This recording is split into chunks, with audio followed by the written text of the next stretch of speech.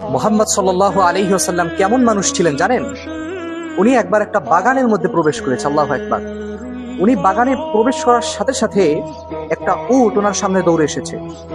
দৌড়ে এসে উটটা ওনার গায়ের সাথে গা মিশিয়ে দাঁড়িয়ে রয়েছে। আল্লাহু আকবার। তা আমার নবী সাল্লাল্লাহু আলাইহি ওয়াসাল্লাম তার জান্নাতি হাত মোবারক দিয়ে উটের পিঠের উপরে আদর করতে লাগলো। আল্লাহু আকবার। তো দূরে বসে সাহাবায়ে কেরাম এই দৃশ্যগুলো দেখতেছে আর হাসতেছে। এরপরে সব সাহাবায়ে কেরাম দেখতেছে যে উট আমার নবীর কানের কাছে কি যেন বলতেছে। আল্লাহু আকবার। উটটা যখন চলে গেল, আমার নবীর কাছে সাহাবায়ে কেরাম জিজ্ঞেস করতেছে, ইয়া রাসূলুল্লাহ, ইয়া হাবিবাল্লাহ, আমরা দেখেছি আপনার কান মোবারকের কাছে এই উট কি যেন বলতেছিল, কি বলতেছে আমাদেরকে একটু বলবেন? তখন আমার নবী বলতেছে, হে সাহাবারা, এই উট আমার কানের কাছে বলতেছিল তার মালিক তাকে অনেক অত্যাচার করতেছে। সে যখন সবল ছিল, শক্তিশালী ছিল, সে যখন সুস্থ ছিল, তার মালিক তাকে দিয়ে পরিশ্রম করিয়েছে, কিন্তু আজকে সে অসুস্থ, তাই তার মালিক তাকে জবেহ করে খেয়ে ফেলতে চাচ্ছে।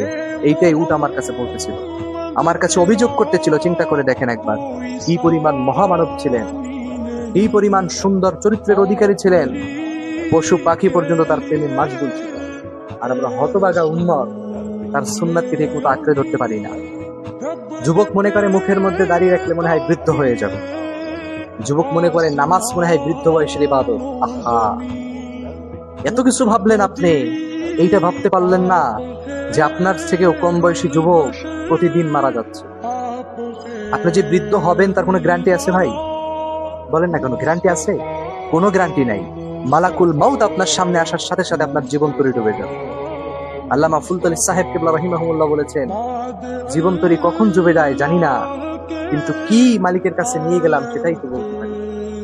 মালিক যদি জিজ্ঞেস করে, বান্দা কি নিয়ে এসেছো, আমি কি জবাব দেবো? আল্লাহু আকবার। আল্লাহ আমাদের সবাইকে সহিহ সমাজ দান করুক, নবীজির আদর্শে নিজেদেরকে রঙিন করার মতো তৌফিক দান করুক। আমিন।